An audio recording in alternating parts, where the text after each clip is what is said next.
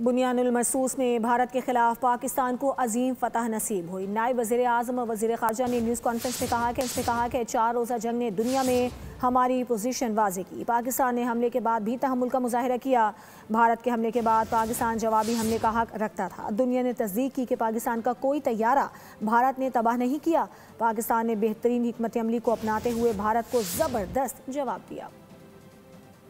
Repeated calls भी थी 6 मई के बाद के देखें ये क्या कर रहे हैं, और हमने हर एक को कहा था एस्केलेटिव मूव हम नहीं पहले करेंगे, लेकिन अगर कोई करेगा तो उसका जवाब बिल्कुल बिफिटिंग देंगे, और अगर हम जब जवाब देंगे उसको पब्लिक भी करेंगे। वी विल नॉट टेल लाए और जैसा ये कह रहे हैं कि जी 15 इंस्टॉलेशन हमला कर दिया, ये कर दिया, वो कर दिया, F-16 उड़ा दिए हमारे ऊपर, एक गिरा दिया। वो सारी चीज़ें साबित हुई कि जी वो झूठ थी, क्योंकि जब इन्होंने कहा ना 15 इंस्टॉलेशन हमला किया, तो मैंने P5 में से एक मुल्क को कहा, मैंने कहा this is a digital world, I mean it can't be hidden, you tell the world के कितने हमने उड़ाए और कितना हमारे गिरे।